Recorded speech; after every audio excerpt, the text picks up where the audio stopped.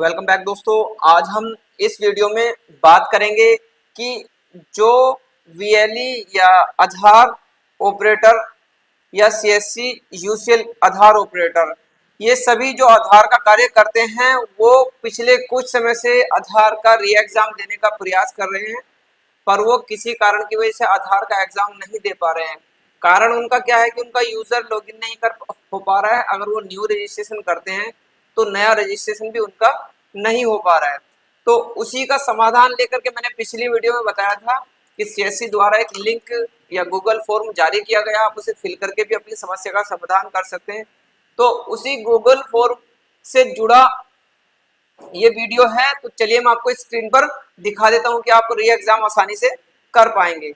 तो देखिए, ये मैंने सीएससी यूपी यूसीएल ग्रुप से स्क्रीनशॉट ले लिया है और मुझे साइटें कुछ हाइड करनी पड़ती है, इसकी वजह से मैंने उसका जो मैन है वो मैंने स्क्रीनशॉट यहाँ पर ले लिया है। देख सकते हैं एनसीईआईटी पोर्टल पर जो भी आईडी एंड पासवर्ड भूल गए हैं या लॉगिन नहीं कर पा रहे हैं, वो कृपया अपने पोर्टल पर 1 से 9 तक पासवर्ड डालकर अपना एनसीईआईटी पोर्टल लॉगिन करें। ठीक है, ये डाला था मैसेज और ये एडिट कर दिया था क्योंकि ये पहले 129 लिख दिया था उन्होंने। मैंने वीडियो नहीं बनाया था क्योंकि कुछ देर में रुका था, क्योंकि 129 पासवर्ड तो लेगा ही नहीं, तो ये दोबारा पासवर्ड मैसेज डाला गया है। अब जानते हैं कि इसमें कुछ लोगों ने डिसलाइक किया है। ठीक है, डिसलाइक किन लोगों ने किया है? जो लोग लॉगिन नहीं कर पाए। अब समझ लेते हैं कि लॉगिन वो क्यों नहीं कर पाए थे। यह सिर्फ उन पर वर्क करेगा जिन्होंने लिंक पर फॉरगेट आईडी पासवर्ड या इनवैलिड आईडी पासवर्ड सिलेक्ट किया था, उन्हीं का रिसेट किया गया है, उन्हीं का पासवर्ड रिसेट किया गया है। अभी जिनका नहीं हो पा रहा है, इससे वो पेंडिंग में है, वेट करें, वो पेंडिंग में है। अब कौन सा फॉर्म हमने भरा था वो भी हम दिखाते हैं। ये देखिए, ये गूगल फॉर्म है, इसका लिंक मैं डिस्क्रिप्शन में आपको दे दूंगा। यहाँ पर आपका जो ईमेल है जिससे आप ये गूगल फॉर्म फिल करना चाहते हो वो ईमेल आ जाएगा। अगर आपका क्रेडेंशियल इस ईमेल से नहीं बना है तो आप ईमेल को स्विच कर सकते हैं। उसके बाद आइए समझते हैं। इनरोलमेंट एजेंसी कोड ये रहा हमारा, रजिस्टर्ड कोड ये रहा, ऑपरेटर सुपरवाइजर का नेम आपका यहाँ पर आ जाएगा, सर्टिफिकेट नंबर एनएस से जो शुरू होता है वो सर्टिफिकेट नंबर आ जाएगा, किसी का एनओ से शुरू है। आपका क्रेडेंशियल में जो मोबाइल नंबर है वो आ जाएगा, आपकी रजिस्टर्ड ईमेल आईडी आ जाएगी जिससे आपकी क्रेडेंशियल बनी है, आपका रजिस्ट्रेशन नंबर, जो आपका रजिस्ट्रेशन नंबर जिससे आप लॉगिन कर रहे हैं वो रजिस्ट्रेशन आपको नंबर यहाँ पर याद देना है क्योंकि उसी से लॉगिन नहीं कर पा रहे हैं। उसके बाद आपका आधार नंबर और यहाँ पर आपका डिस्ट्रिक्ट क्या है, और ये लगभग डिस्ट्रिक्ट है उत्तर प्रदेश वालों के लिए। फिर आगे चलते हैं, आपकी समस्या क्या है। देखिए, मैंने वहां बात करी थी कि केवल उन लोगों का काम करेगा जिन लोगों का यूजर आईडी पासवर्ड फॉरगेट है या इनवैलिड यूजर पासवर्ड है।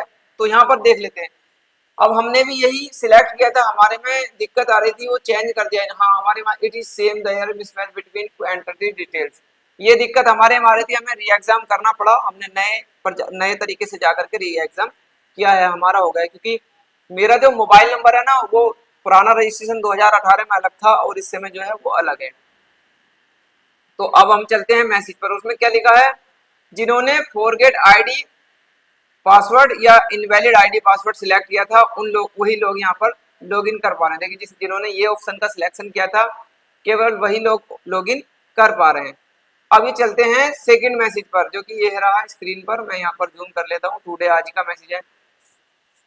तो उन्होंने लिखा, जिन भी वीएलई का enrolment agency code 6RO Lucknow show कर रहा है वो रजिस्टर्ड कोड में 0 सिलेक्ट करके कंटिन्यू कर सकते हैं, क्योंकि ये रजिस्टर कोड ले नहीं रहा होगा, इसकी वजह से वो कह रहे हैं 0 सिलेक्ट करके आप यहाँ पर कंटिन्यू कर सकते हैं। जो 221 यहाँ पर सिलेक्ट कर रहे हैं तो उन्हें यहाँ पर आ रहा है accurate selection register code is mandatory to maximum